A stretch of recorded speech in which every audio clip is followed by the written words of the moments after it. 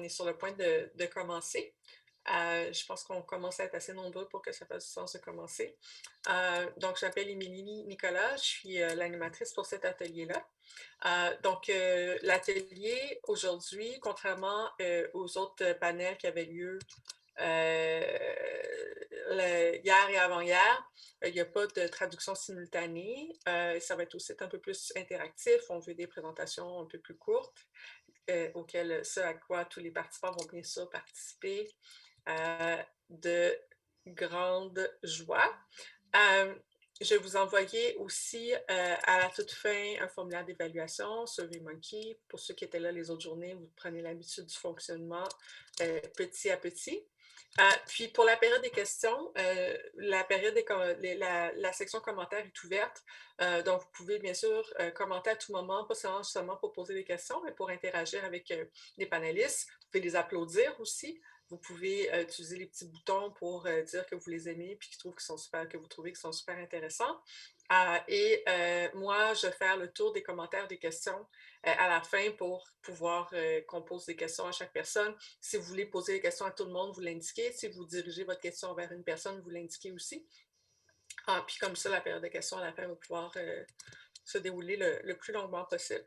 Donc, si vous n'êtes pas sûr où vous êtes, si vous êtes perdu entre les ateliers, peut-être la meilleure façon de faire, c'est de vous rappeler le titre de l'atelier, de ce qu'on fait en ce moment dans cette petite salle-ci.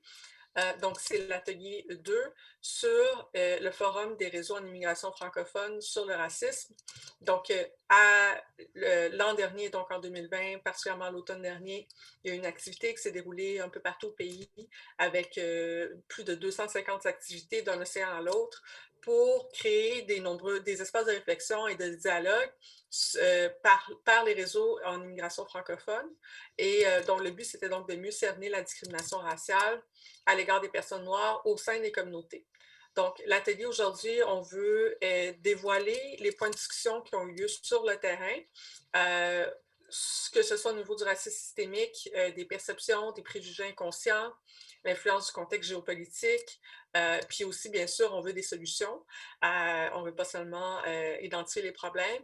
Donc, on est vraiment chanceux d'avoir avec nous aujourd'hui 4 personnes qui travaillent sur le terrain, qui ont eu l'oreille donc pour écouter ce qui se passe dans les différentes communautés un peu partout au pays. Donc, on a quelqu'un avec nous, quelqu'un qui est du Manitoba, quelqu'un de l'Ontario, quelqu'un de l'Alberta, quelqu'un du Nouveau-Brunswick. Donc, on va pouvoir faire un tour de ce qui se dit dans les différentes régions du Canada à ce niveau-là. Et pour commencer, ouvrir le panel, ouvrir la discussion. Donc, Salwa qui va y aller en premier. Donc, je vous la présente brièvement.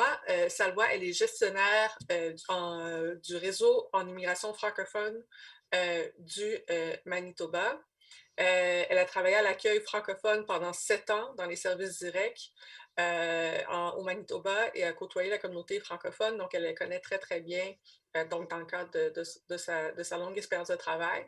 Elle a aussi contribué à la mise sur pied de plusieurs programmes communautaires et elle est gestionnaire donc, du réseau en immigration francophone du Manitoba depuis 2015 et elle continue d'être très engagée dans la communauté francophone sur différents comités, différents conseils d'administration. Donc, Salwa, je vous cède la parole pour 10, maximum 15. Après 15, je deviens méchante, à minute. Puis, on va ensuite continuer le panel ainsi. Merci beaucoup, Salwa. Merci beaucoup, Émilie. Bonjour tout le monde et bienvenue parmi nous. J'aimerais d'abord reconnaître que nous nous trouvons sur les traités du territoire numéro 1 des peuples autochtones ici au Manitoba. Donc, c'est un petit symbole pour reconnaître quand même l'hospitalité de ce peuple envers toutes les personnes de diverses origines. Donc aujourd'hui, dans mon petit retour sur les forums que nous avons tenus sur Manitoba en particulier, je vais diviser ça en 3 parties, notamment ce que nous avons entendu, qu'est-ce qui a été appris, et puis nos réalités. Donc, nous avons entendu que le racisme se trouve à tous les niveaux, au niveau des écoles, des universités, les organismes communautaires, les institutions financières et gouvernementales, etc. Nous avons aussi entendu des témoignages de personnes racisées ayant subi le racisme sous toutes ses formes. On nous a fait part que le racisme fait partie de nos réalités. Le racisme dans les zones rurales semble un peu plus grave, soulignait une participante, car la stigmatisation et la mise à l'écart sont beaucoup plus notoires et directes. Tant que les personnes racisées restent dans leur coin et elles ne dérangent pas, il n'y a pas de problème. Au rural, le racisme est plus grave, disait une participante. Nous avons entendu des récits, des histoires poignantes, déchirantes de personnes issues de l'immigration. Au fond, c'étaient des cris de détresse et de désarroi, de personnes qui veulent appartenir à une société qui les rejette. Nous avons aussi entendu des personnes de la communauté d'accueil qui se remettent en question et s'interrogent sur la bonne façon d'interagir avec les personnes racisées ou de les approcher. Nous avons entendu de part et d'autre que des espaces comme le forum tenu lors de la Semaine nationale de l'immigration francophone ou bien encore le forum annuel du RIF Manitoba étaient nécessaires et importants et que c'est un exercice qui doit être mené et continu et pas uniquement de façon ponctuelle. Nous avons vu de l'humilité et de la bonne volonté et entendu un engagement solennel de personnes de la communauté d'accueil, des organismes communautaires et institutions francophones qui veulent faire partie de la solution. Qu'est-ce qui a été appris? Que la lutte contre le racisme est la responsabilité de tous et toutes, qu'il y a un travail de sensibilisation et d'éducation à faire, que la représentativité des minorités est un point de départ pour contrer le racisme et la discrimination, que nous devons de réduire les barrières lors de l'embauche. Nous affirmons que nous sommes ouverts, mais cela ne se traduit pas forcément dans la réalité, disait une participante. Que le fait de multiculturalisme est une réalité à l'urbain, mais reste méconnu dans les milieux ruraux. Que la lutte contre le racisme nécessite un leadership des gouvernements avec un discours fort contre le racisme. Qu'il faut que les élus en discutent et dirigent leurs équipes à trouver des solutions. Qu'il faut inclure et impliquer les leaders communautaires. Qu'il y a des points communs dans la marginalisation des personnes racisées et le peuple autochtone. Une participante, dont l'époux est autochtone, a tenu à souligner le racisme individuel et systémique que vivent les autochtones au Canada. Ce racisme, insistait-elle, cause beaucoup de préjudice aux groupes racialisés, tels que les Premières Nations et les Métis et les Inuits, etc. Il suffit de se tourner vers nos prisons pour se rendre compte de la surreprésentation des Noirs et des Autochtones dans le système carcéral.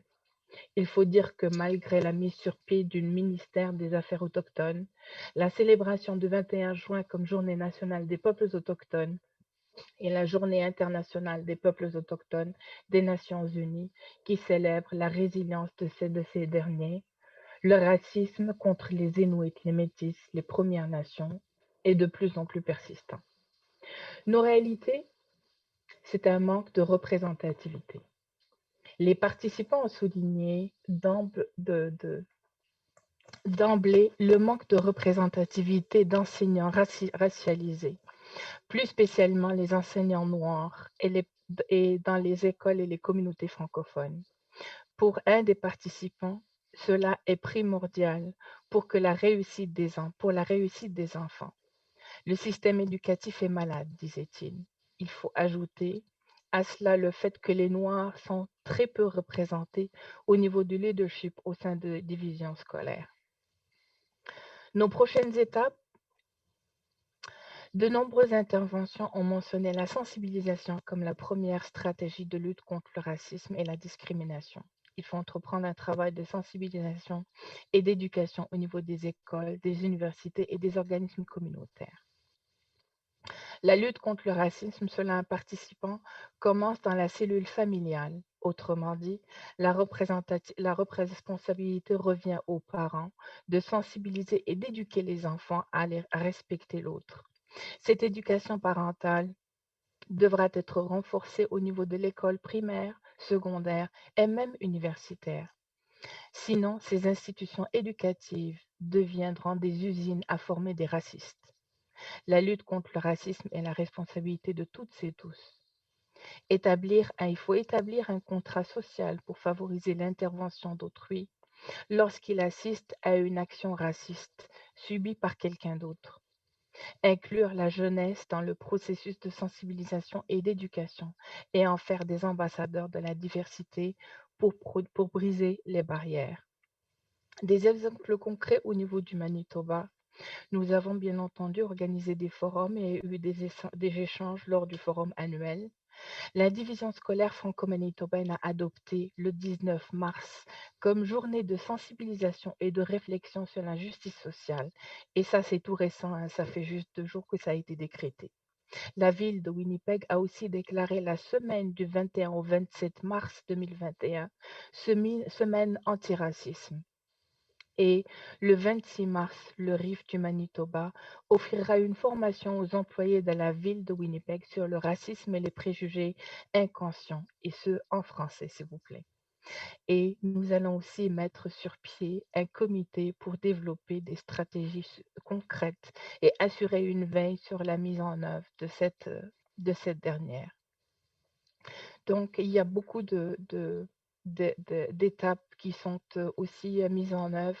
Et j'aimerais conclure en disant que, et là, je ne fais que citer encore les propos des participants qui disaient que une communauté où on parle de sujets qui sont difficiles et délicats, c'est une société qui est vouée au succès et à la réussite parce qu'elle est capable de s'affronter puis de se regarder ses réalités dans le miroir et de les affronter. Merci.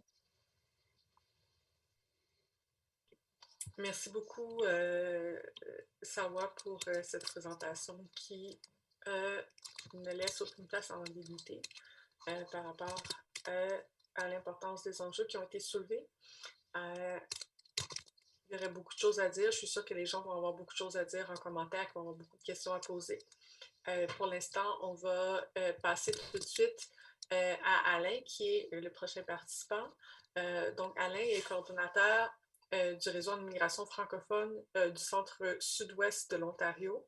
Donc, il est titulaire d'un baccalauréat et d'une maîtrise en sciences sociales de l'Université Laval et d'un diplôme en études supérieures spécialisé en administration publique de l'ENAP. Donc, ça fait plusieurs années qu'il était très impliqué dans la communauté francophone et dans les enjeux d'accueil et d'intégration des immigrants francophones, notamment présenté déjà dans le Forum Métropolis où se trouve habituellement la journée de réflexion sur l'immigration francophone qui est maintenant en format virtuel et impliqué également dans plusieurs organismes, plusieurs comités consultatifs et plusieurs organismes donc, dans les communautés francophones.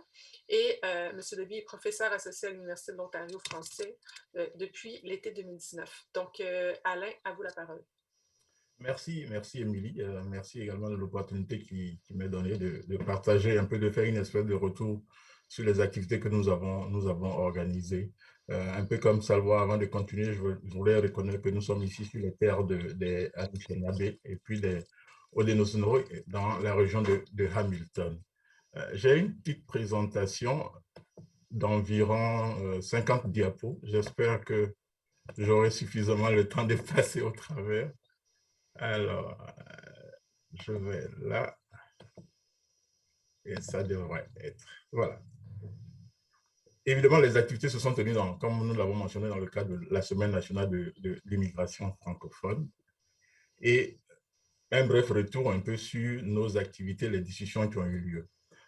D'entrée de jeu, j'aimerais préciser que puisque le thème qui était débattu, c'était toute la question qui tournait autour du racisme, en termes de préparation, je ne vous cacherai pas que nous avons déployé beaucoup d'efforts pour mettre un peu la table parce qu'on savait qu'on allait parler d'un sujet pas mal sensible. Donc, je reviendrai ici sur les 3 grosses activités que nous avons eu à organiser qui sont à la fois des débats, des projections de films sur l'histoire des Noirs suivis de débats, et également un débat le débat final qui a clôturé un peu toute la semaine. Alors, qu'est-ce que nous avons entendu? Nous avons entendu de la part de nos participants qu'au Canada, de façon générale, et plus particulièrement dans nos communautés francophones en situation minoritaire, il n'y a pas de racisme, ce qu'on appelle un racisme violent ou ouvert, où les gens vous agressent, mais ce sont plutôt des micro-agressions. Ils sont pas mal fréquents. Ils nous ont également mentionné que la langue, leur accent, leur pays d'origine, la couleur de la peau sont des éléments qui revenaient souvent et qui étaient facteurs de manifestation de ce racisme-là. Ils nous ont également partagé le fait qu'ils ont l'impression qu'il y a une plus grande ouverture du côté anglophone, où les immigrants francophones sont notamment acceptés parce que, évidemment, leur apport en termes de francophones est plus facilement accepté que dans nos communautés francophones en situation minoritaire. Ils ont également mentionné qu'il y a plus de discrimination inconsciente. Et de façon globale, tous sont d'accord que c'est un dossier qui est complexe et puis c'est une problématique qui est collective. En termes de conséquences, ils nous ont mentionné que ceci entraîne une espèce de marginalisation des minorités visibles. Il y a également une espèce de déqualification des immigrants. Évidemment, le fait de subir cette forme de racisme-là, ça entraînait une forme de déqualification. Ils ont également mentionné le fait qu'on a une espèce de situation comment on dit ça, de précarité au sein des communautés racialisées, alors que des financements existent. Ici, ils parlent notamment de toute la question de répartition des financements qu'on reçoit, notamment de la part des différents paliers de gouvernement. Ils ont également mentionné, j'ai envie de dire, des impacts au niveau des couples, des familles, des pères de famille qui sont obligés d'avoir 2 ou 3 boulots pour pouvoir joindre les 2 bouts, avec ce que cela entraîne comme corollaire de problématiques au niveau des couples. Alors, au sorti de ces rencontres-là, qu'est-ce qu'il faut faire? Selon eux, évidemment, il faut renforcer tout ce qu'il y a comme sensibilisation à l'approche interculturelle. Il faut mettre en place des initiatives, aussi bien au niveau local, des initiatives de soutien et puis de mentorat, pour tout ce qui est formation en compétences culturelles, qui encourage évidemment le dialogue entre les cultures, formation également au niveau de tout ce qui est employeur, milieu de travail. Il faut définitivement poursuivre avec la mise en place de politiques antiracisme au sein de nos organismes. La formation sur l'importance de la diversité et puis des repères culturels doivent également faire l'objet de formation. Toutes les campagnes de sensibilisation à l'intention aussi bien des organismes communautaires que des partenaires gouvernementaux doivent se poursuivre. Mettre en place également des espèces de comités interculturels dans les milieux de travail. Au sorti de ces rencontres également, nous avons eu, et fort de tous les échanges que nous avons eu une espèce de réflexion, aussi bien avec les membres de nos équipes que des réflexions personnelles. Et ici, avant d'embarquer dans mes réflexions personnelles, j'aimerais partager avec vous un extrait du débat de clôture. L'une des questions qui avait été posée, c'était celle-là. Les immigrants francophones parlent souvent d'accueil de façade, voulant dire qu'ils sont accueillis juste pour des besoins statistiques, et qu'en réalité, qui ne sont pas toujours les bienvenus. Qu'est-ce que cela a inspiré aux panélistes? Et j'ai repris ici la réponse de mon cher ami et puis complice de tous les jours, comment on appelle ça, notre directeur de l'AFO, M. Pire. J'espère que ça va marcher. Mais c'est vraiment le message qu'on lance comme communauté. Est-ce que vous m'entendez? Vous entendez? Je ne pense pas qu'on le fait par exprès, mais c'est le message qu'on lance. Puis par nos actions, c'est quelque chose qu'on véhicule. On passe souvent notre temps à parler, comme Marcel dit, des statistiques.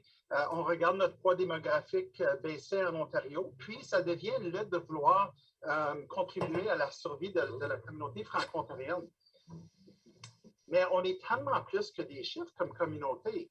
Puis quand je regarde tout ce que, si on pouvait prendre une approche différente, parce qu'on a peur, hein, comme communauté. On a peur de disparaître, on a peur d'être opprimé.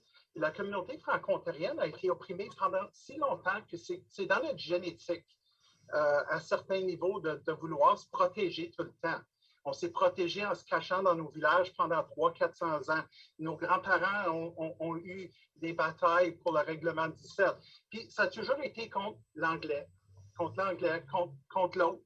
Puis là, on a des nouvelles personnes qui arrivent, puis on demande à la population franco-ontarienne d'être ouverte. C'est un changement qui a été difficile. Puis c'est un changement qu'on vit depuis peut-être une trentaine d'années. Puis on a beaucoup, beaucoup de rattrapage comme communauté à faire. On a besoin d'avoir moins peur. Pour nous, à la fois, l'immigration, c'est une question de survie démographique, oui. Mais c'est tellement une opportunité d'enrichir notre communauté francophone en Ontario. Il y a tellement... Je parlais à quelqu'un d'une autre province il n'y a pas longtemps, puis je lui disais, pour moi, l'immigration en Ontario fait que ma culture va changer, puis peut-être la culture de l'autre, puis je vais me retrouver avec une nouvelle culture franco-ontarienne, ce qui vient enrichir tout ce qu'on est dans la province de l'Ontario. On devient meilleur, on devient différent, mais ça peut être une bonne chose. Vous savez, dans tout ça, oui, il y a des gens qui ont énormément de difficultés, mais il y a aussi des modèles de gens qui ont très, très bien réussi d'arriver, de s'intégrer, puis qui ont, je ne sais pas si ont le sentiment ou pas, mais tu sais, je pense à des... Voilà. J'ai tenu à présenter cet extrait de l'intervention de Peter parce que c'est tellement beau, non seulement en termes de contenu, mais également en termes de principe. Et puis, je pense que lorsqu'on encourage, et puis sûrement peut-être qu'on va en parler vers la fin, lorsqu'on encourage justement les discussions ouvertes, le dialogue autour de la question du racisme, je pense que ça, c'est un excellent exemple. Ce que Peter est en train de dire, il n'est pas en train de justifier la peur des communautés en situation minoritaire, il est en train de traduire ici le feeling, le sentiment des gens. Et lorsqu'on s'assoit autour d'une table pour discuter de ces questions, mais c'est comme ça qu'on en apprend de qu'est-ce que l'autre pense, comment ils se sentent. Et malheureusement, on n'a pas souvent ce genre d'espace de discussion et on n'en apprend pas assez. Alors donc, en termes de suivi, évidemment, il faut encourager ces espaces de rencontre-là et puis poursuivre ces genres de discussions qui tranquillement vont contribuer à faire évoluer les mentalités. Il faut continuer la sensibilisation auprès des membres de la communauté franco-ontarienne, définitivement. Et puis, on pense qu'il faut former et puis outiller les immigrants pour qu'ils comprennent non seulement toutes les formes de racisme, mais qu'ils apprennent également à se défendre, à comment faire face lorsqu'ils en sont victimes. Définitivement, en tant qu'acteurs sur le terrain et puis en tant qu'également membre de nos communautés en situation minoritaire, je pense qu'il faut qu'on travaille tous à bâtir des ponts entre ces communautés-là.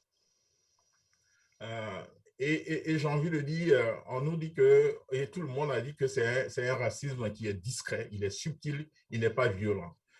Et on nous dit également qu'il y a des personnes qui sont issues des minorités ethno-raciales qui ont réussi. Mais ces deux éléments ne doivent pas nous faire oublier que la problématique existe et qu'on continue d'en être victime et que ça continue d'affecter nos communautés. Et puis, définitivement, si le Canada et puis les communautés en situation minoritaire trouvent que, évidemment, l'immigration est une richesse pour nos communautés, je pense qu'ensemble, il faut qu'on parle le même langage et qu'on se l'approprie et puis qu'on l'applique effectivement sur le terrain pour ne pas que ça reste un peu comme un slogan, comme c'est le cas souvent, malheureusement, dans certaines communautés.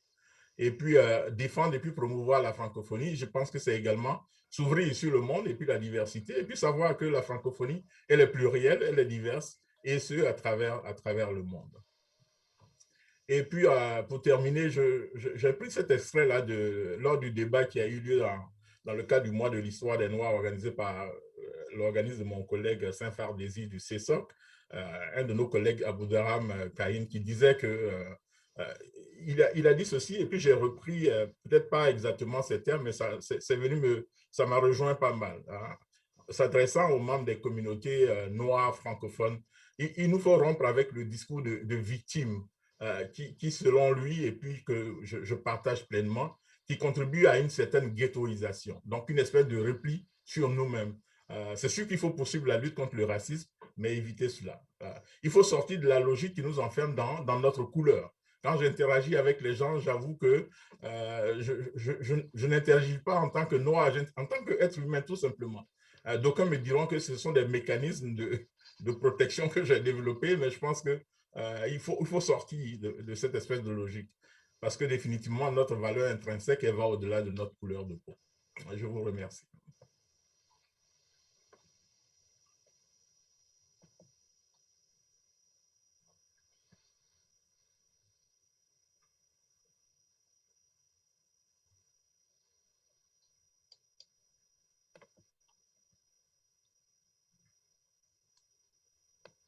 Émilie, tu n'as pas ton micro.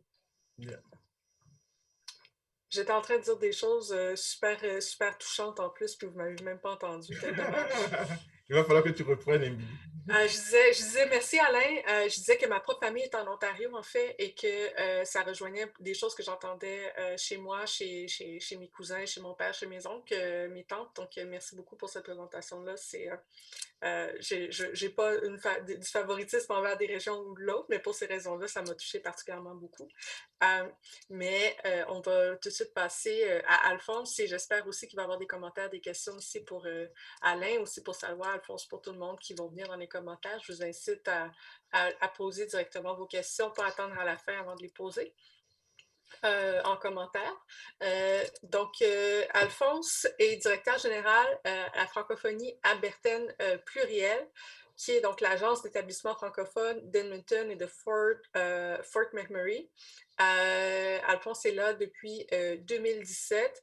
Il est par ailleurs doctorant en anthropologie à l'Université de l'Alberta et a été très engagé dans le milieu communautaire et dans l'activisme étudiant au niveau de l'Université de l'Alberta, donc vice-président du Graduate Students Association et président du conseil d'administration et du réseau d'immigration francophone de l'Alberta.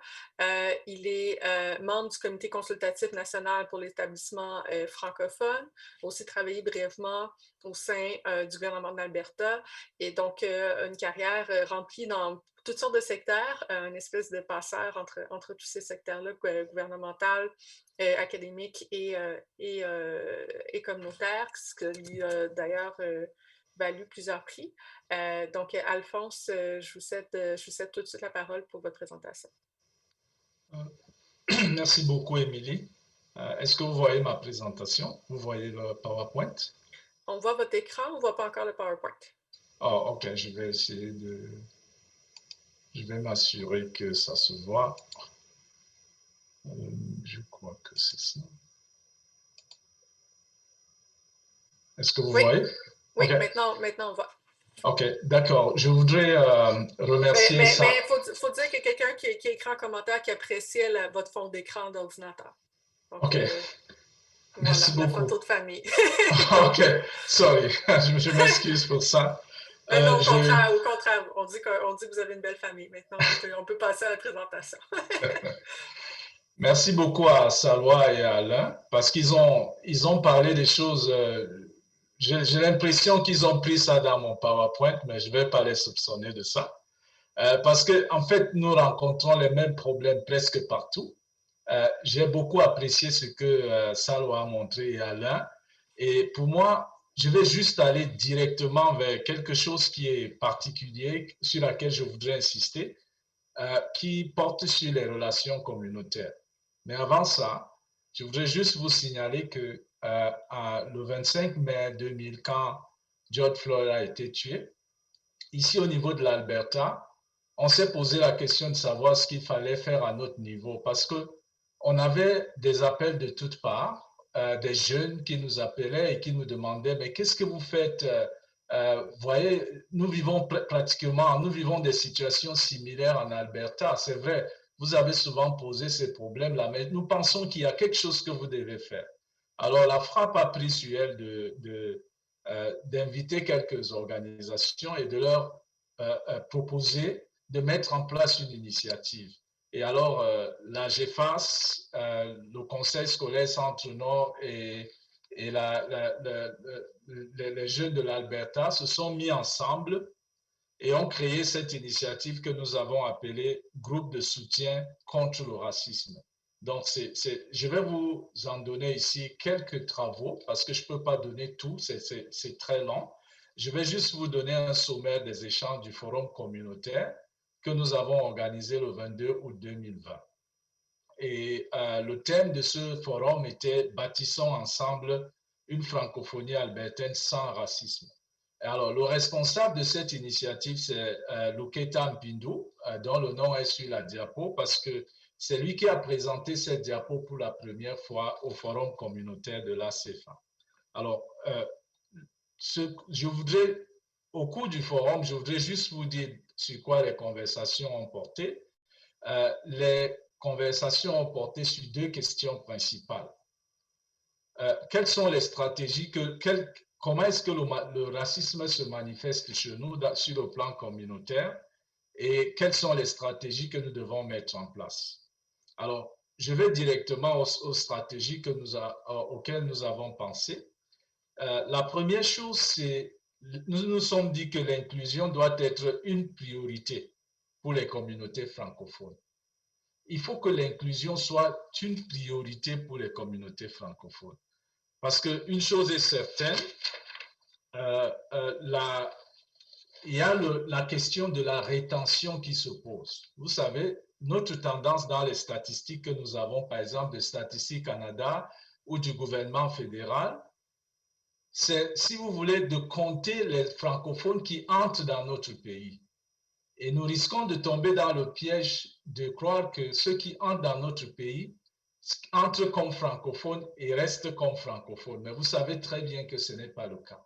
Donc, il y a un enjeu de rétention. C'est extrêmement important pour les francophones de travailler sur l'inclusion parce que l'inclusion est la chance des communautés francophones. Si les communautés francophones négligent la question de l'inclusion, elles remettent elles-mêmes leur avenir en cause en tant que communauté dynamique. Donc, nous avons pensé que l'inclusion, on doit accorder à cet aspect de l'inclusion vraiment la priorité. La deuxième raison pour ça, c'est que l'inclusion, d'ailleurs, c'est un enjeu national. Si vous lisez bien le livre blanc de Madame Joly, récemment, sur la loi sur les langues officielles, il est dit à l'intérieur que depuis quelques années, la population francophone hors du Québec a eu tendance à diminuer. Et elle diminue de façon significative à un certain moment. Ce que cela veut dire, tout simplement, en réalité, ce n'est pas parce qu'il n'y a pas de francophones qui entrent dans notre pays, mais le vrai problème, c'est que les francophones semblent, à mon avis, perdre, il y a une déperdition francophone. Des gens entrent comme francophones, après ils vont dans le système anglophone. Moi, j'ai été, comme vous le savez, responsable au niveau du gouvernement de l'Alberta. Je sais que les statistiques que nous avions de la migration entre les écoles, à partir des écoles francophones vers les écoles anglophones est vraiment significative. Nous perdons beaucoup d'élèves qui partent des écoles francophones pour des écoles anglophones. Évidemment, tout cela ne peut pas s'expliquer par le racisme, mais de toute façon, l'expérience que nos élèves font dans nos écoles ou l'expérience que les parents font dans nos écoles influence leur migration vers d'autres entités. Donc, cet aspect-là est important. Et donc, il semble important de donner aux gens, de faire comprendre aux francophones que les francophones qui arrivent, les francophones immigrants, notamment les Noirs, sont une opportunité pour la francophonie et non une menace. C'est très important de faire comprendre ça. J'ai vu tout à l'heure le témoignage que Alain a fait passer. Je pense que c'est compréhensible cette attitude de protection et si vous voulez, de méfiance. Mais il faut aller au-delà parce qu'en réalité, c'est une opportunité, ce n'est pas une menace. Alors, nous pensons, l'autre chose qu'il faut voir, c'est que la communauté d'accueil doit faire des efforts pour s'ouvrir. Une fois de plus, ceci demande beaucoup de courage aux communautés traditionnelles francophones. Mais vous savez, on ne peut aller nulle part si on ne fait pas preuve de courage. Nous-mêmes, les immigrants, nous avons fait preuve d'un courage extraordinaire pour venir ici. Parfois, quand j'y pense, je me demande à quoi je pensais en venant ici. Il faut être extraordinairement courageux pour immigrer dans un pays comme celui-ci, abandonner tout et venir recommencer tout à zéro. C'est incroyable. Alors, ça nous a demandé du courage. Je pense que ça demande aussi du courage à ceux qui nous accueillent. Nous devons travailler sur ce courage mutuel. Nous devons nous encourager mutuellement à pouvoir construire une société commune, ensemble. Ça, je pense que c'est important. Par ailleurs, il faut éduquer éduquer et éduquer. C'est extrêmement important d'éduquer les gens parce que d'abord, aussi surprenant que cela puisse paraître, tout le monde ne sait pas nécessairement ce que c'est que le racisme. Autant pour les communautés non noires que pour les communautés noires. Au point où le racisme est mangé à toutes les sauces. Même quand ce n'est pas le racisme, on dit que c'est le racisme. Même là où il y a du racisme, évidemment, certaines personnes se défendent d'être racistes. Donc, il y a une éducation à faire là-dessus. Il y a une éducation à faire sur comment lutter contre le racisme. Il y a une éducation à faire pour les enfants en termes de qu'est-ce que l'inclusion. Parce que si vous remarquez ce qui se passe dans nos écoles, avant, au cours élémentaire, dans les écoles élémentaires, il y a beaucoup moins de racisme. Il devient plus profond au secondaire. Alors pourquoi? Est-ce qu'il y a une éducation? Est-ce qu'il y a des choses que les enfants acquièrent qui les prédisposent finalement à rejeter les autres? Est-ce que nous ne pouvons pas travailler là-dessus pour voir s'il y a une possibilité d'éduquer les enfants à l'inclusion et à l'acceptation des autres? Ça, c'était une question que nous avons posée. Alors, il faut développer des formations culturelles pour faciliter l'inclusion. Vous savez que l'ignorance est le lit de toutes sortes d'idées reçues. Il y en a qui, ça vous surprendrait peut-être, mais les idées que les autres ont des communautés différentes sont tellement abracadabrantes que parfois vous vous demandez si nous vivons dans le même pays. Donc, il est important que des organisations comme les nôtres et d'autres aussi fassent un effort de mettre ces communautés-là ensemble pour une meilleure connaissance des uns et des autres. Alors, il faut créer des ponts, finalement, parce qu'il faut créer des ponts entre les communautés. Au niveau de l'Alberta, nous avons commencé à travailler là-dessus. La FRAP, par exemple, a actuellement des séances de travail avec l'ACFA pour discuter sur ces problématiques-là. Nous avons une séance de travail demain avec l'ACFA. Hier, nous avons discuté avec le Conseil scolaire Centre-Nord. Et la semaine dernière, nous avons discuté avec la Fédération des conseils scolaires francophones de l'Alberta. Nous travaillons à créer des ponts et à essayer de s'asseoir, de discuter pour voir comment nous pouvons mettre en place une plateforme qui va nous assurer que toutes les communautés et tous les francophones, quelle que soit leur origine, sont incluses de manière souhaitable dans notre contexte. Et une fois de plus, comme je le disais honnêtement, les populations noires qui arrivent, les populations immigrantes qui arrivent, c'est une opportunité pour notre francophonie. Ce n'est pas une menace. Merci pour votre attention. Merci beaucoup, Alphonse, pour cette présentation-là. Je retiens la notion de courage qui est très importante aussi. J'espère que ça peut résonner avec plusieurs personnes.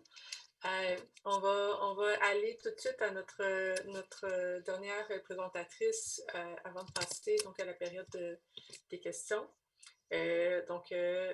Stéphanie Mironi, qui est coordonnatrice du réseau en immigration francophone du Nouveau-Brunswick. Donc, on parle de l'Alberta, on s'en va dans les Maritimes.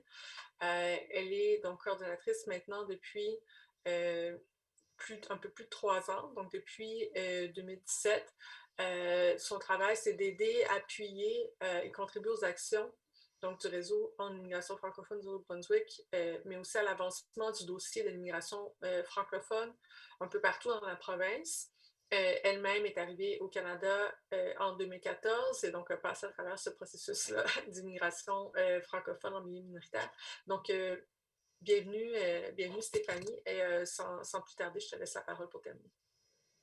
Merci. Tout le monde m'entend? C'est bon? C'est correct?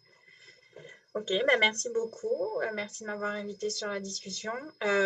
Beaucoup de choses que mes collègues ont dit vont être, je pense, un petit peu répétées parce que je pense qu'on est à peu près dans le même, dans le même contexte. Nous, au Nouveau-Brunswick, au niveau du constat, ce qu'on peut remarquer, c'est que, oui, on n'échappe pas à la règle, malheureusement. On observe, surtout les 2 dernières années, on a l'impression que c'est monté, on va dire, en recrudescence.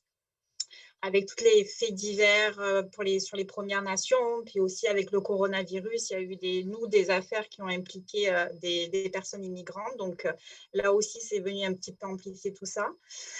Au niveau des actions qui ont été mises en place concrètement, les organismes communautaires au Nouveau-Brunswick ont quand même beaucoup agi ces derniers temps, notamment avec le Conseil multiculturel du Nouveau-Brunswick, qui est l'organisme parapluie des centres d'accueil des associations multiculturelles, qui a mis en place, en fait, en fin d'année dernière, un sondage sur le racisme systémique. Donc, ils ont sondé la population. Il y a eu 930 répondants.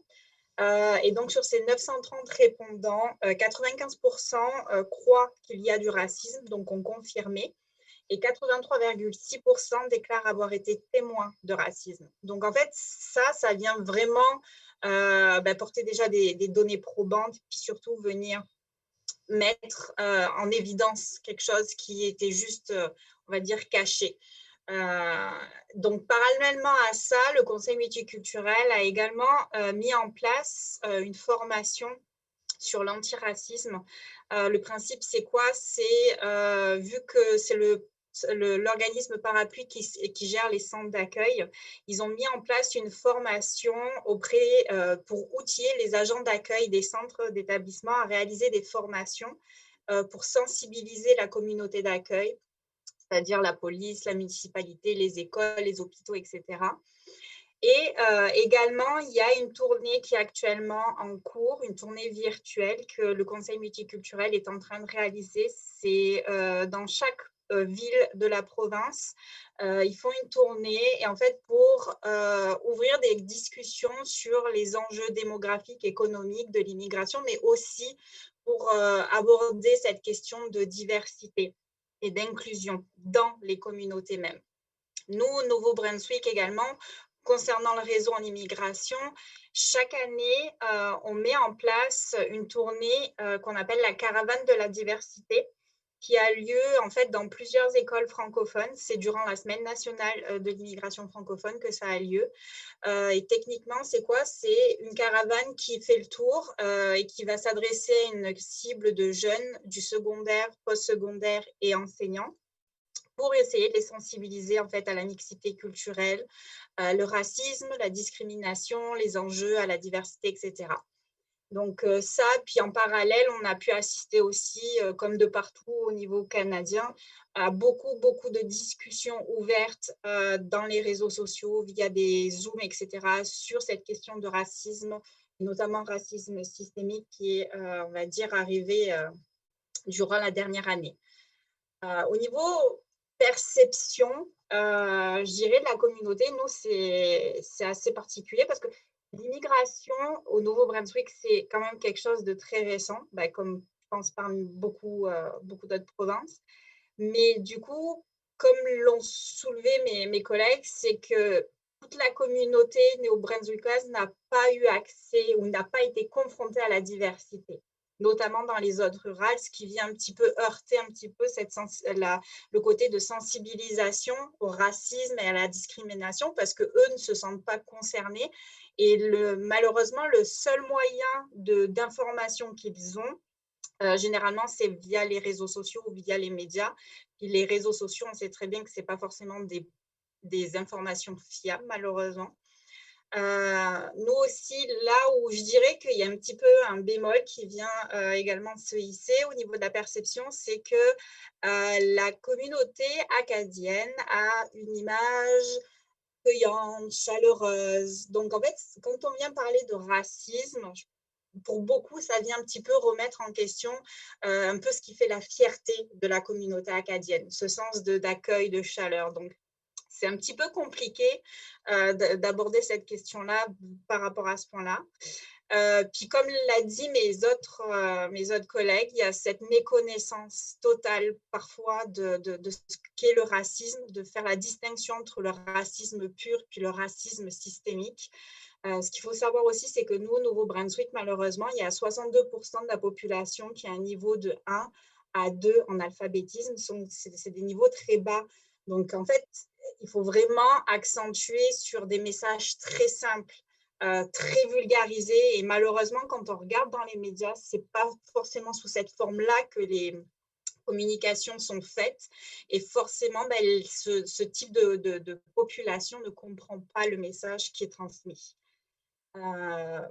Ensuite, au niveau des préjugés, je dirais qu'on est tous confrontés, que ce soit au Manitoba, au Québec, de partout, aux mêmes préjugés au niveau du racisme, au niveau des immigrants, des images qui sont préconçues. Malheureusement.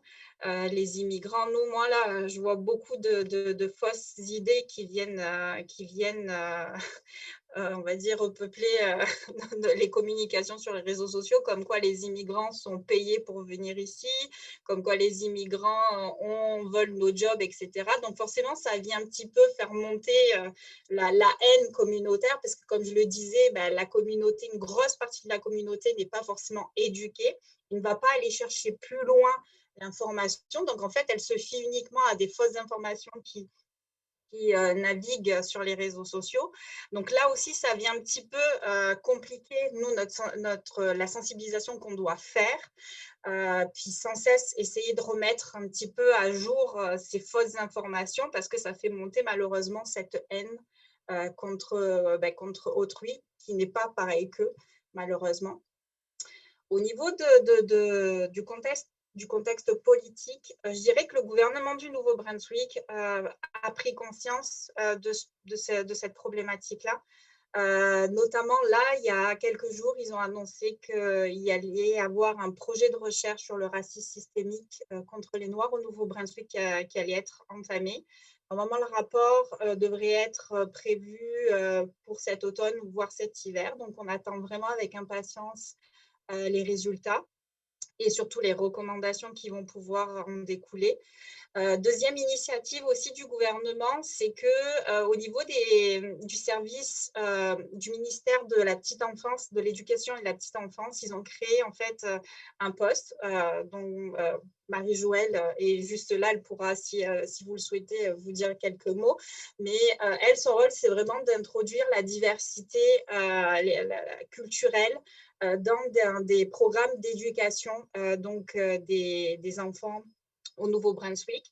Donc ça, c'est vraiment une avancée parce que je trouve que c'est vraiment important. Puis même mes collègues l'ont soulevé que c'était vraiment quelque chose, c'est juste un b.a.-ba qui devrait être déjà un prérequis parce qu'on arrive à une époque où, je veux dire, la diversité, le multiculturalisme fait partie de tout le monde.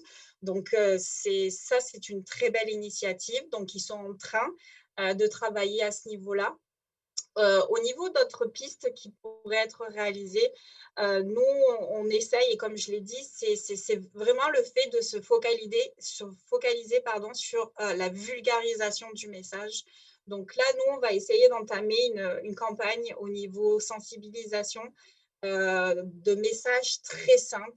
Puis, on va essayer également de sensibiliser peut-être les médias et les intervenants dans le dossier à simplifier au maximum les messages, surtout nous au sein de la province, parce qu'on sait que la grosse partie de notre cible, malheureusement, ne comprend pas on va dire les contextes trop compliqués.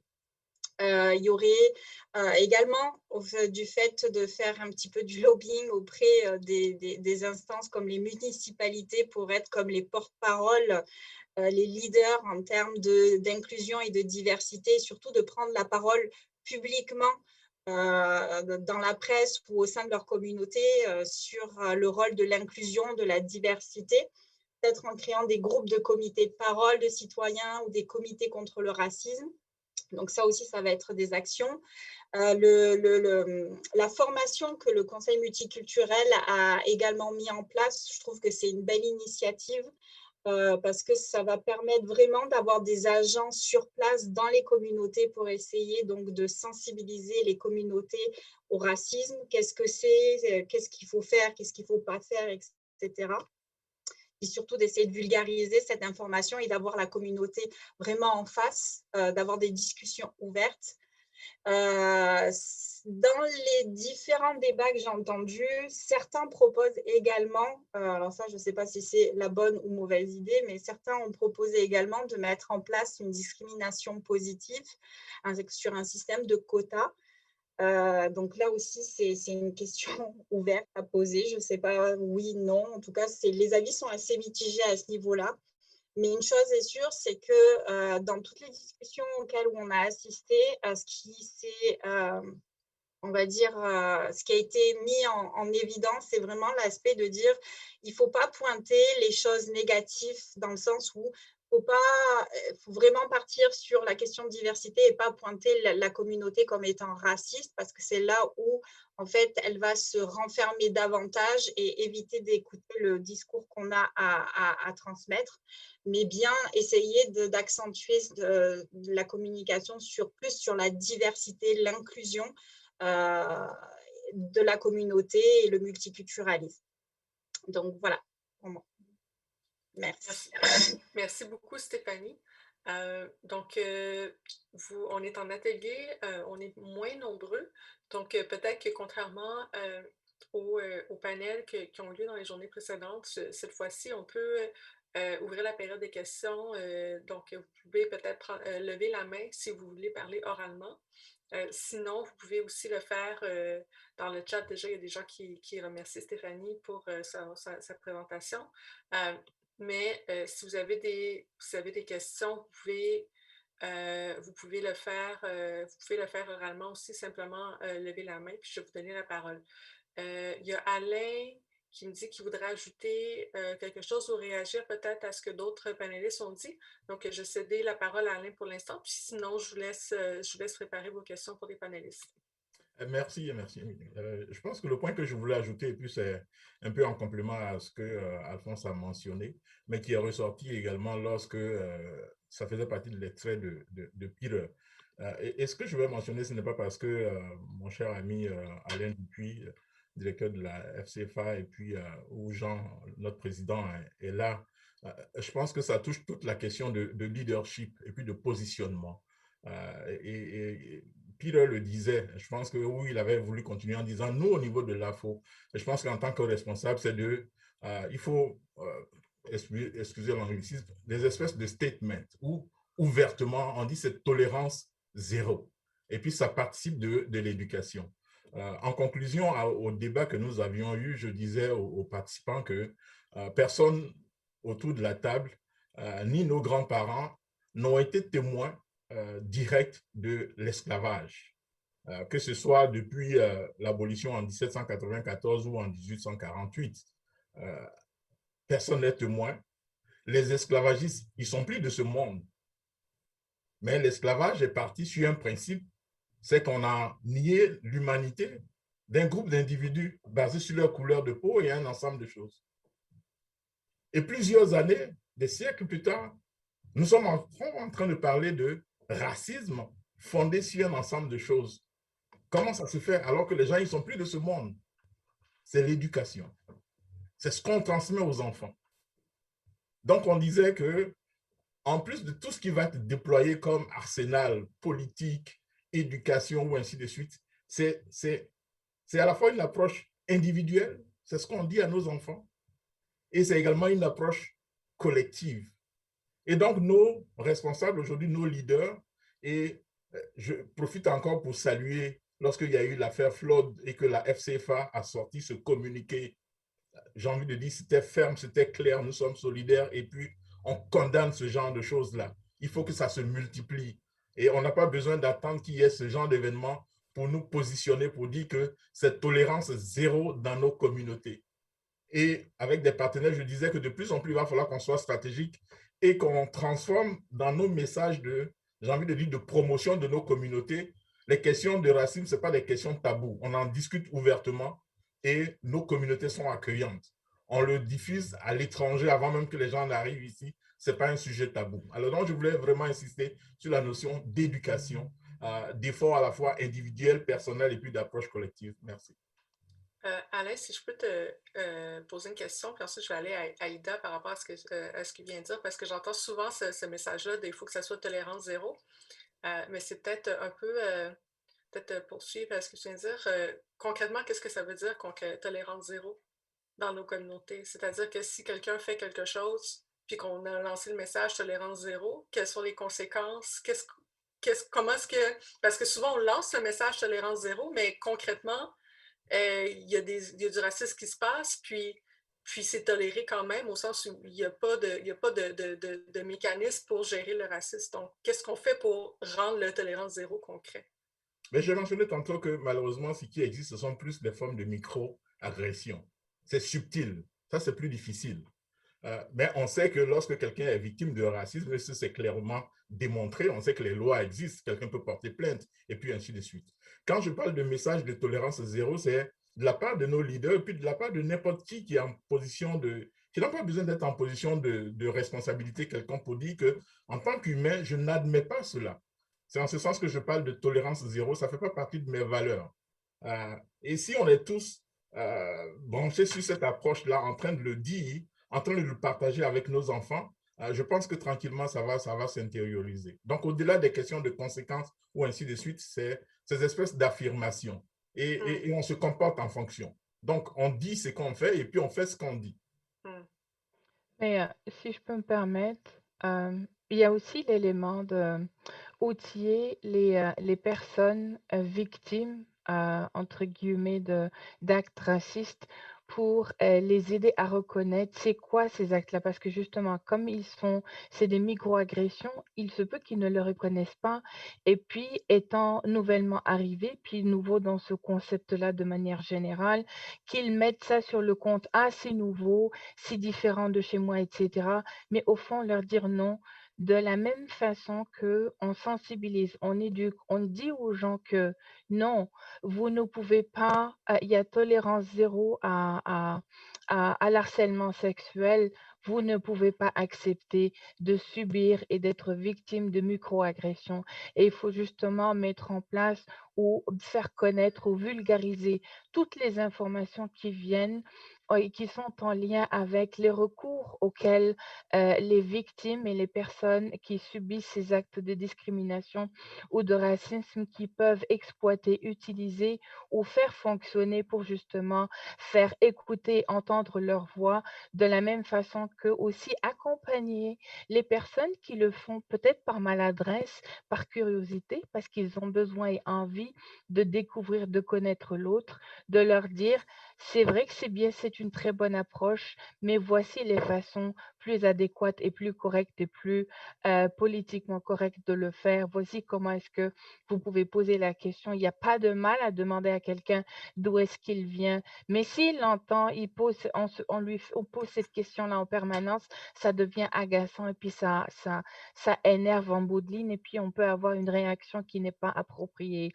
Et aussi de les outiller eux aussi et de leur offrir des mécanismes d'information, de sensibilisation, encore une fois, d'éducation collective. Donc, sensibilisation, éducation, c'est les mots-clés qui reviennent beaucoup, je pense, d'une présentation à l'autre. Je vais aller à Ida qui avait une question qui a la main levée depuis tout à l'heure.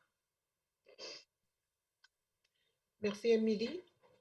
D'abord, je voudrais féliciter les panélistes pour les bonnes présentations. Et puis, au niveau des propositions qui ont été faites, bon, c'est vrai, on a appris des choses, puis on veut proposer des choses. Mais là où je reste perplexe, c'est que ils ont tous dit on. Donc, le on est très englobant. Et puis, si on reste dans, dans la logique globalisante, on risque de rester dans le beau discours, derrière toute la question d'immigration, mais qui n'est pas suivi d'action de la part de ceux-là même qui ont initié la politique d'aller chercher l'immigration pour renforcer la vitalité des communautés francophones en situation minoritaire. Ici, où est-ce que je veux en venir? J'aimerais qu'on puisse échanger sur qui devait prendre le leadership pour qu'on sorte du on. Je dis ceci parce que, de toute façon, On dit qu'on peut discuter du racisme, échanger sur le racisme de façon ouverte. On peut le faire, mais en même temps, dernièrement, on l'apprenait lors de notre forum régional, on disait que, bon, les gens disaient que, en fait, c'est comme un néo-racisme où les francophones anciennement établis font tout pour protéger leurs acquis. Ce qui devient paradoxal, que les francophones anciennement établis se protègent contre ceux-là même qui sont allés chercher. Puis, je sais qu'il peut y avoir des leaderships communautaires qui peuvent être audacieux et vouloir agir. La volonté d'agir, si on prend les personnes comme personnes, je pense que ça peut se faire. Mais en même temps, partant du fait qu'on parle de protection des acquis de la francophonie, là, ici, si on regarde déjà dans différentes communautés, il s'érige des groupes qui sont comme des protecteurs de la francophonie traditionnelle. Puis là, ici, vous me permettrez, je paraphrase M. Marc Arnal qui a suivi le dossier de l'immigration depuis plus d'une décennie ou pendant presque 2 décennies. Jusqu'aujourd'hui, il parle toujours de self-appointed leaders. Ce sont ceux-là, en fait, ils agissent très fort comme pour protéger la francophonie traditionnelle. Que faire finalement pour convaincre ces gens-là que oui, l'immigration, les Noirs, ils sont là, c'est une opportunité pour la francophonie et non une menace comme le disait Alphonse, et surtout que les communautés mettent en place un leadership pour agir dans la bonne direction. Et si ce leadership doit exister, lequel doit-il être? Ma question est adressée à tous les panélistes. Merci. Merci, Ida. Donc, la question des leaders autoproclamés, qu'est-ce qu'on fait avec ça? Qu'est-ce qu'on fait donc pour adresser ou pointer ce paradoxe-là de défense donc, dans les communautés francophones établies depuis longtemps? Là, j'ai vu que Alphonse a levé la main pendant que Ida parlait. Il y a Stéphanie aussi qui a la main levée depuis un moment. Est-ce qu'il y a un panéliste en particulier qui brûle de répondre à la question qui est posée? Est-ce que la parole est à moi? Au premier panéliste qui s'est démuté, donc ça veut dire oui. OK. Mais je sais que Stéphanie et Alain avaient levé la main avant moi, mais... Oui, c'est ça. Mais en fait, c'est pour la première... Qui veut répondre à la question de Ida? Ensuite, je ne sais pas les gens s'ils veulent parler de d'autres choses ou pas. Donc là, c'est pour répondre à la question d'Ida. Je vais répondre à la question de Ida. Elle pose la question de savoir, la question de la responsabilisation des gens au lieu de diluer la responsabilité dans un inclusif, justement. Mais moi, je pense que je vais peut-être vous surprendre, mais la première mission de l'inclusion repose d'abord sur les immigrants eux-mêmes. Je suis désolé de le dire, mais je crois que c'est d'abord les immigrants eux-mêmes qui doivent travailler à leur inclusion en allant vers les communautés avec lesquelles ils peuvent discuter sur les modalités de cette inclusion-là. Il faut faire très attention. La réflexion traditionnelle consiste à donner la responsabilité à ceux qui nous accueillent. C'est vrai, ils ont une responsabilité, on ne peut pas le nier. Mais pour vous dire la vérité, ce sont les immigrants eux-mêmes qui accompliront leur établissement dans un pays comme celui-ci. Je le dis parce que je le dis d'abord pour vous faire un témoignage sur moi-même. Ce qui m'a conduit jusque là où je suis et tous les combats que j'ai menés, c'est parce que dès que j'ai mis le pied dans ce pays, je me suis mis dans la mentalité d'un Canadien à qui on ne peut pas faire n'importe quoi. C'est clair.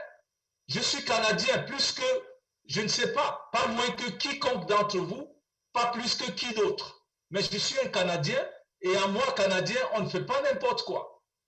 Je ne veux pas savoir si je suis noir ou si je suis brun ou rouge.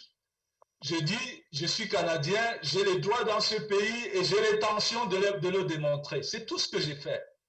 Et c'est ce que je dis aux autres immigrants. Vous avez la responsabilité de vous tenir debout et de dire que vous êtes Canadien. Il n'y a personne qui va vous prononcer, qui va vous déclarer Canadien dans ce pays, sinon vous-même. Donc, vraiment, moi, je le dis clair et net, la première responsabilité aux immigrants, maintenant, les communautés, les autres communautés, effectivement, doivent travailler. Et leur responsabilité, c'est de s'ouvrir. Mais entre nous, on ouvre moins quand on cogne la porte. Si on ne cogne même pas la porte, comment vont-ils s'ouvrir à nous? Donc, il faut qu'on aille vers ces communautés et il faut que ces communautés s'ouvrent à nous. Donc, s'il faut parler de responsabilité, pour moi, la première responsabilité nous appartient. C'est pour ça que, par exemple, au niveau de l'Alberta, il y a quelques années, nous avons posé le problème du RIFA de l'Alberta, qui était à l'époque géré par l'ACFA. Nous avons approché l'ACFA pour leur dire que, normalement, il vaut mieux que le RIFA de l'Alberta soit, il y a une plus grande participation des immigrants pour que les problèmes qu'ils ont soient véritablement pris en compte. Bon, heureusement, finalement, ça s'est bien passé parce qu'on avait fini par s'entendre avec l'ACFA. Mais je pense que c'est ça la responsabilité. La première responsabilité pour moi, elle nous appartient à nous de pouvoir faire tout ce que nous pouvons pour améliorer cette situation. Merci. Merci Alphonse. Je vois, bon, il y a deux panélistes qui ont la main levée. Je ne sais pas si c'est pour réagir à cette question-là, pour autre chose ou pour poser des questions eux-mêmes, que ça, c'est pas censé être le but. Donc, si c'est possible, je garderai en réponse aux questions des gens qui ne sont pas eux-mêmes panélistes, à moins que vous brûliez de réagir à ce qui vient juste d'être dit. Sinon, j'irai à Alain et à Yasmina, puis peut-être vous laisser un mot de la fin aussi s'il y a quelque chose que vous vouliez rajouter. Est-ce que ça vous convient? C'est bon. Quand tu dis Alain, c'est Alain Dupuis, hein? Ou Alain oui, à l'autre Alain, Oui. Donc, je pense que c'est Alain qui avait la main levée d'abord, ensuite Yasmina, puis je laisserai les panélistes se faire un mot de la fin. Bien, en tout cas, moi, en tant que leader des communautés francophones acadiennes, j'apprécie beaucoup tout ce qui a été dit aujourd'hui. Puis moi, je sens une responsabilité personnelle et dans le rôle que j'occupe de s'assurer que cette discussion-là, c'est pas un one-time deal, c'est une conversation continue. Puis nous, on est en train de prendre plusieurs mesures comme FCFA pour s'assurer qu'il y ait une formation continue, une sensibilisation continue de notre réseau, que nous ayons une politique sur l'inclusion qu'on est en train de développer actuellement. On est en train de revoir la structure même de la FCFA et la gouvernance pour permettre une plus grande diversité et représentation à notre CA. Et donc, ce rôle de leader-là dans cette conversation-là, moi, je vous partage que c'est quelque chose qui me tient beaucoup à cœur et que nous allons continuer dans les années à venir. Je voulais aussi partager juste une réflexion parce qu'on parle beaucoup d'éducation. Puis je pense qu'on a, comme leader communautaire, on a un contrôle sur le réseau d'organismes, sur les formations qu'on offre. Mais aussi, je veux qu'on pense ou qu'on réfléchisse à l'éducation dans le curriculum scolaire. Et ça, c'est un endroit sur lequel je pense qu'on pourrait tous collaborer. C'est de voir c'est quoi la représentation qui est faite des francophonies, je dis bien des francophonies, dans nos curriculums scolaires. Il y a quand même quelques années que j'étais au secondaire, mais pas si longtemps que ça. Et on apprenait à peine à l'école secondaire l'histoire de la francophonie ontarienne. Je viens de Sudbury, dans le nord de l'Ontario. Encore moins la francophonie internationale. Moi, j'en ai jamais entendu parler des histoires de la colonisation, de l'histoire de l'Afrique, de l'histoire de toute l'histoire du monde finalement.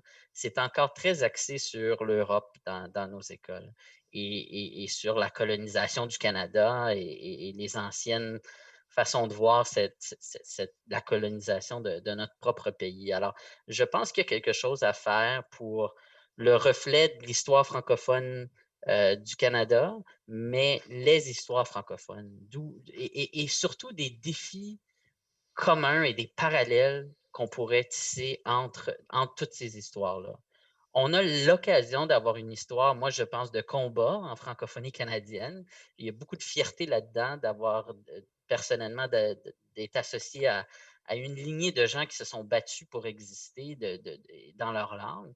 Mais c'est aussi l'histoire des peuples, des indépendances des pays africains. C'est aussi l'histoire de l'antiracisme et des legs du racisme, de l'esclavage. C'est aussi, il y a des parallèles à faire avec les luttes, toutes les luttes pour la justice sociale de ce monde.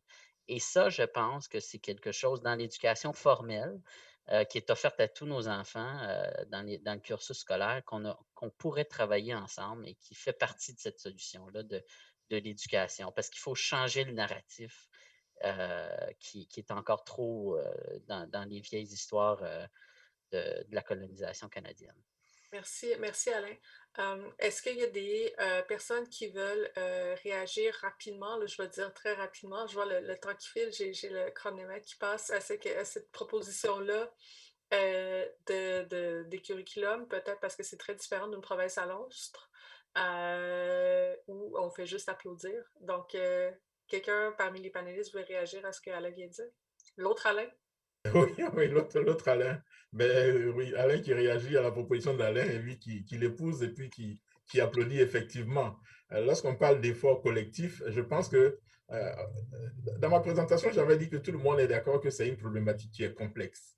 Et il n'y a pas une espèce de baguette magique. Je pense qu'il y a plusieurs avenues qu'il faut mener et puis qu'il faut conduire de façon simultanée.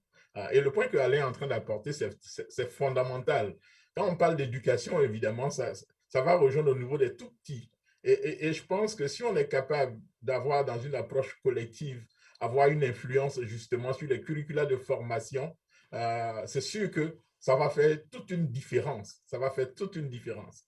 Moi, je ne vous cacherai pas, je viens de la Côte d'Ivoire et puis je vous dirais que déjà à l'école primaire et à l'école secondaire, j'avais une bonne connaissance de quoi la végétation au Canada, l'existence des populations ici. À l'école primaire. Donc, l'histoire, le peuplement du Canada, c'est enseigné dans nos écoles, en Afrique. Alors, donc, ce sont des pistes qu'il faut explorer et puis qu'il faut travailler pour. Et c'est avec les leaders, la FCFA et puis tout l'ensemble de nos leaders, qu'on va tranquillement arriver à ce genre de choses-là. Donc, oui, définitivement, on ne peut que l'applaudir, tout simplement. Merci Alain. Alphonse, est-ce que c'était pour réagir à ça? Oui. Allez-y. Je pense que la question du curriculum est vraiment importante, mais ça relève encore de cette attitude raciste dans laquelle certains peuples sont effacés simplement de l'histoire. Vous savez qu'en Alberta, par exemple, quand le gouvernement a commis une commission il n'y a pas longtemps pour réfléchir sur le curriculum, il y a une commission qui est venue, pas celle qui est là maintenant avant, celle qui était là avant, et qui a annulé tout ce qui avait trait aux First Nations, parce que pour les Noirs, il n'y en avait même pas, la question n'est pas là, et a plutôt proposé qu'on enseigne l'histoire de la Rome antique. Parce que pour eux, l'histoire de la Rome antique, c'est plus important que toutes les autres histoires. C'est ça qui renvoie réellement à un problème de volonté politique pour préparer l'avenir. Parce que la vérité, c'est qu'il n'y a pas de volonté politique pour pouvoir créer ce type de contexte-là dans lequel le curriculum sera un curriculum qui tient compte en réalité de toutes les composantes de la francophonie. J'espère que ça va arriver, mais c'est extrêmement difficile quand on voit comment les choses se passent. Merci, Alphonse. Je vais à Yasmina pour la prochaine question. Merci. Merci à tous. Je suis très contente d'être dans ce panel. Puis, excusez-moi, ma caméra aujourd'hui a décidé de ne pas fonctionner. Puis, j'ai dû toucher à quelque chose. Je préfère ne toucher à rien, sinon ça va complètement déconnecter. Je ne suis pas très douée dans tout ce qui est laptop, machin. Donc, je suis très contente d'avoir ici mes collègues de la FCFA. Ce n'était pas du tout organisé, ce n'était pas du tout prévu, on ne s'est pas parlé. Mais le fait de les voir en si grand nombre ici, moi, ça me rassure beaucoup. En fait, je pense que c'est quand même un geste important. Ce que je voulais dire, c'est que connaissant un petit peu l'histoire de l'immigration, comment elle a pris sa genèse au sein des communautés francophones et tout ça, il faut tenir compte de quelque chose, du contexte. Entre 2000, 2005 jusqu'à 2010, on a compris l'urgence de l'immigration francophone, l'urgence d'attirer des personnes de l'étranger, de les accueillir, de faire en sorte qu'elles trouvent du travail et tout ça. Et quand je dis on, c'est vraiment le nous collectif. Ce n'est ni la FCAFA, ni c'est tout le monde, toute la francophonie. Donc, on a travaillé dans l'urgence, sensibiliser les gouvernements, fournir faire des activités d'attraction, de promotion, attirer, ramener les immigrants, fournir des services, créer des services, identifier les besoins, répondre aux besoins. Et ce faisant, nous avons oublié nos propres besoins.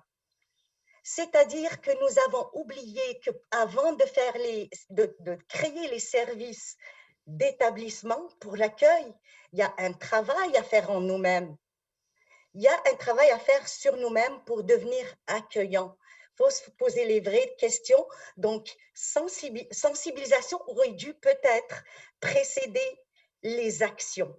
Mais on a toujours travaillé dans l'urgence et je pense que ce n'est pas trop tard pour faire de quelque chose de fantastique. Je rappelle donc le discours du trône. Il y avait quand même pas mal... Oui. Pardon, je suis désolée d'interrompre.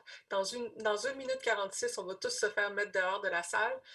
Donc, juste très rapidement, s'il y a une question à poser pour qu'une panéliste puisse répondre, parce que ça ne dépend pas de moi, on va tous se faire mettre dehors très bientôt. Ce n'est pas nécessairement une question, juste un dernier commentaire et faisons juste en sorte que cette discussion ne soit pas la dernière, mais surtout, faisons en sorte de passer à l'action. Super, merci beaucoup.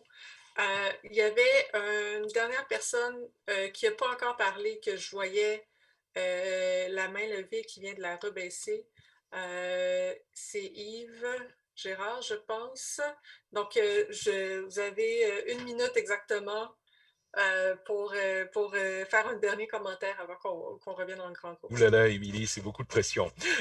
En fait, je voulais rebondir sur ce que disait justement Alain Dupuis un peu plus tôt par rapport à la question justement du changement de curriculum dans le curriculum et l'influence qu'on peut avoir au niveau du curriculum et ce qu'on doit faire à ce niveau-là.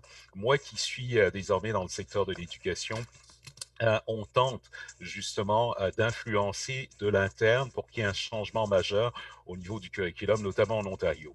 Mais ce qui est délicat, c'est que, vous le savez, malheureusement, nous sommes souvent dans une position réactive vis-à-vis des choses et non proactive.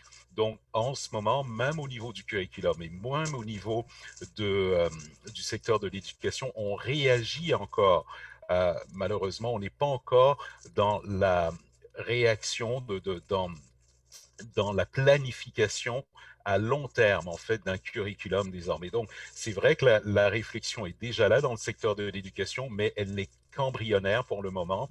Et c'est bien dommage, mais au moins, elle est déjà là, Alain. Donc, voilà, ça, c'est déjà, il y a déjà quelque chose qui commence à se faire. Il y a une réflexion qui est là, mais il faut essayer d'éviter maintenant d'être réactif seulement vis-à-vis des enjeux auxquels on est confronté, notamment en termes d'immigration et d'équité, parce qu'il faut aller au-delà de la question du racisme, il faut aller vraiment au niveau de la valeur d'équité fondamentalement et comment allons-nous l'enchasser maintenant dans le secteur de l'éducation et dans le curriculum. Donc voilà, je ne sais pas si j'ai débordé d'1 minute, Émilie, mais voilà, j'arrête là. Fini. Merci beaucoup. Moi, je savais peur, en fait, parce que des fois, les Zooms sont configurés d'une façon que on se fait automatiquement sortir de la salle. Ça n'a pas l'air d'être le cas. Le compteur est à 0, on est encore là. Simplement vous dire merci beaucoup, Yves. Merci à tous les panélistes. Si vous voulez prendre le temps de les applaudir, de les remercier dans le chat avant qu'on quitte la salle pour tous les savoirs qui viennent de partager avec nous. Merci beaucoup pour votre participation, pour la réponse à vos questions. On a officiellement 56 secondes avant que la salle se ferme automatiquement. Simplement vous dire que j'ai mis dans le chat le formulaire d'évaluation pour évaluer l'atelier. Le premier lien, oubliez-le, c'est pas vraiment pas du tout le bon lien, mais le deuxième lien, donc le SurveyMonkey, c'est le lien vers le formulaire d'évaluation. Donc, simplement le remplir pour s'assurer que les organisateurs puissent s'ajuster pour les prochaines éditions. Merci beaucoup. Et dans 27 secondes, on est officiellement kické out en bon français de la salle.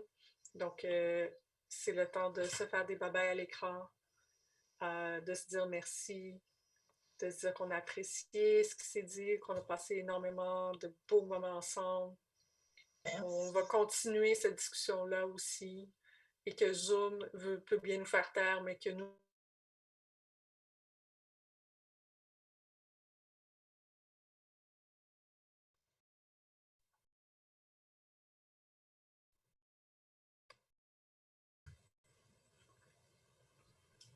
Merci, Nouk. Bonjour tout le monde. Donc, qu'est-ce qu'on constate? Merci.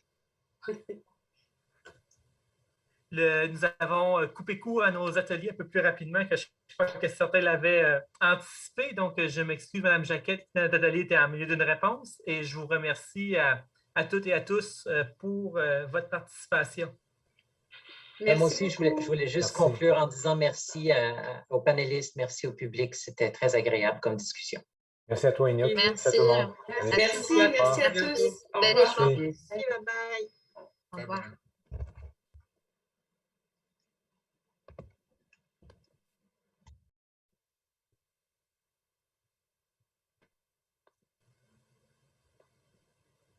Guillaume, est-ce qu'on peut rester en ligne pour discuter un petit peu? Oui. On va juste attendre. Je ne sais pas s'il est... Parce que moi, j'avais des questions aussi. Je ne sais pas si la personne à qui j'ai répondu est déjà partie. Donc, ce que je disais... Oui, non, je suis désolée, Mme Jacquet, c'est ça, je n'étais pas... moi, je ne suis pas psychologue, mais je peux fournir des références pour des groupes, un groupe de recherche qui travaille spécifiquement avec des réfugiés, un groupe interdisciplinaire avec des médecins, des psychologues, des éducateurs. Et ça aurait pu aider la personne qui a posé la question. Et également s'appuyer, ce que je disais aussi, c'est on ne parle pas la langue, mais on a une expérience. Ils ont un savoir d'expérience, ils ont un vécu. Et ce vécu-là leur a permis de développer des compétences qui peuvent être transférables dans le pays dans lequel ils vont aller. Donc, ils n'arrivent pas nécessairement en tant que victimes. Je pense que ça, c'est important. Il y a une valorisation à faire également de l'expérience de cette personne-là. Alors, je ne sais pas si la personne m'a entendu. J'avais une question pour Leïla. Je peux la poser? Bien sûr. Je peux la poser? Bon. Leïla, tu as mis dans ta description les étudiants internationaux dans ta catégorie immigrants. Et puis, je me suis posé la question pourquoi? Parce que pour moi, un étudiant international est un étudiant en mobilité temporaire. Il va nécessairement retourner. Ce n'est pas un immigrant. Donc, il va retourner chez lui. Ça, c'était valable. Ton point était valable il y a quelques années, mais maintenant, ce n'est plus le cas parce qu'ils sont considérés comme les meilleurs futurs immigrants. Et en Acadie, en tout cas, depuis 3-4 ans, ils obtiennent pratiquement tous la résidence permanente parce que n'importe quel emploi leur permet d'avoir accès à la résidence permanente. Donc, finalement, le statut d'étudiant, c'est juste un statut transitionnel vers le statut d'immigrant. Donc, c'est pour ça que je les ai inclus dans le monde des immigrants. D'accord. Et puis, il y avait aussi, en t'écoutant parler, je repensais, je pense que c'est notre collègue, elle est peut-être partie, là, c'était Madame Bélanger qui avait fait une recherche sur la question identitaire, comment les jeunes Acadiens perçoivent leur identité, les jeunes Acadiens francophones. Et pour eux, c'était clair que pour être Acadien, il fallait être né en Acadie. Donc, tous les autres, ces immigrants, comme tu disais tout à l'heure, Eux, ils ne sont pas nés, alors ils ne seront jamais de véritables Acadiens. Et ça faisait, ces recherches sur les jeunes me faisaient écho un petit peu. Donc, c'est le lien du sang, si tu veux. On est né là et on est Acadien parce qu'on est né là. Si on vient d'ailleurs, on ne sera jamais Acadien de toute façon. Ben, si vous voulez, en fait, on est en phase avec, avec une communauté aux prises avec ses contradictions. Parce que l'Acadie, il y a une définition sociopolitique qui est inclusive, qui est plus civique, et il y a une définition qui est ethnique qui est là. Oui. Et donc, il y a ces contradictions-là. Donc, symboliquement, l'Acadie est ouverte. Maintenant, même la SANB, c'est devenu la société de l'Acadie du Nouveau-Brunswick. Ce n'est plus la société des Acadiens du Nouveau-Brunswick, mais la société de l'Acadie du Nouveau-Brunswick. Et donc, on veut devenir de plus en plus inclusif, mais sauf que dans la pratique, même quand on regarde les congrès mondiaux acadiens, qui y participent, ce sont des Acadiens de souche. Les rassemblements des familles acadiennes, ce sont des Acadiens de souche qui y participent finalement. Et même les organismes acadiens, finalement, ce sont les Acadiens de souche qui y sont. Même si on retrouve parfois une ou deux têtes de noirs qui sont là, mais je veux dire, la nation demeure encore ethnique. Et ça, l'immigration est un révélateur de ces dynamiques-là.